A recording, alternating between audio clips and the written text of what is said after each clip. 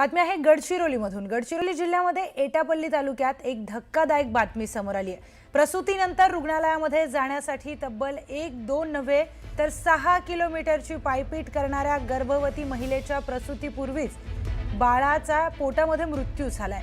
एवढंच काय तर काही वेळानंतर संबंधित महिलेचा देखील मृत्यू झालाय। जवळ रुग्णालय आणि जाण्यासाठी रस्ता नसल्यामुळे जंगलातल्या पायवाटेने त्यांना पायपीट करावी लागली। पायी प्रवास केल्यामुळे महिलेला पहाटे प्रसूती वेदना सुरू झाल्या। डॉक्टरांना शस्त्रक्रिया करताना बाळ पोटात दगावल्याचं आढळून आलं। काही वेळामध्ये गर्भवती असलेल्या आशा किरंगे यांचा रक्तदाब वाढल्याने डॉक्टरांनी प्रयत्न करूनही त्यांचा मृत्यू झालाय। त्यानंतर शवविच्छेदनासाठी त्यांचा मृतदेह तब्बल 40 किलोमीटर लांब पाठवावा लागला। त्यामुळे या दुर्गम भागातील आरोग्य व्यवस्थेचा मुद्दा पुन्हा एकदा चर्चेत आलाय।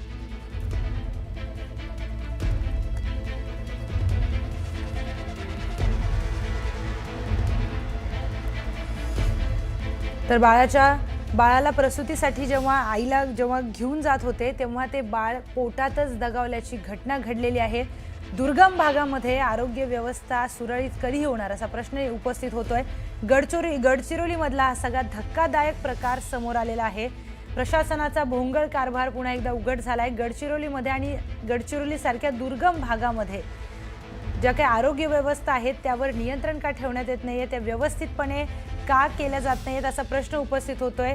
प्रसूतीच्या पूर्वीच बाळाचा पोटातच मृत्यू झाल्याचा प्रकार समोर आलाय।